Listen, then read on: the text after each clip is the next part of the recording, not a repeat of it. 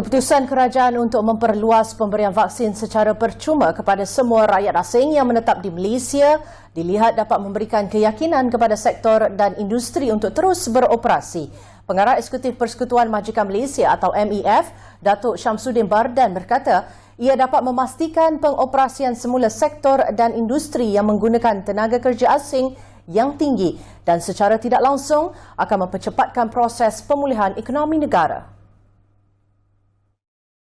Saya merasakan satu langkah yang amat tepat kerana kita tahu bahawa di kalangan pekerja asing banyak berlaku jangkitan COVID-19 dan jika mereka tidak diberikan vaksin percuma, kemungkinan besar mereka tidak akan mengambil vaksin berkenaan. Kerana majikan pun mungkin tidak akan sanggup untuk membayar kos berkenaan dan pekerja sendiri tidak akan sebenarnya tampil dan membayar kos berkenaan. Jadi langkah yang diambil kerajaan adalah saya rasa tepat. Dalam temu bual melalui telefon bersama Bernama TV pada Jumaat, beliau berkata dari sudut lain ia menimbulkan kegusaran kepada pendatang asing tanpa izin untuk tampil secara sukarela mendapatkan vaksin. Ini kerana mereka takut sekiranya tindakan akan diambil terhadap mereka atau data peribadi mereka akan direkodkan.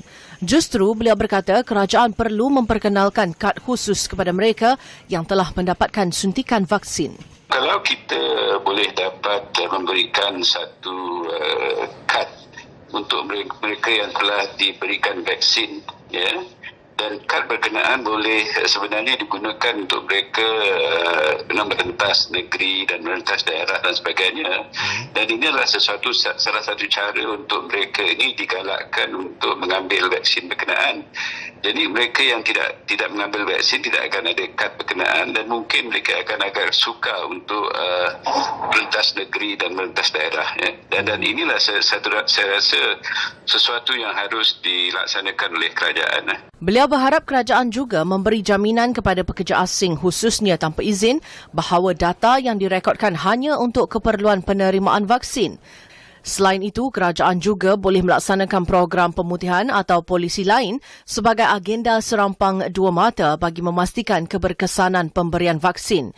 Ia bagi memastikan kesemua pekerja asing tampil untuk mendapatkan suntikan vaksin dan seterusnya menjayakan hasrat kerajaan terhadap program imunisasi COVID-19 dan mengekang penularan virus tersebut.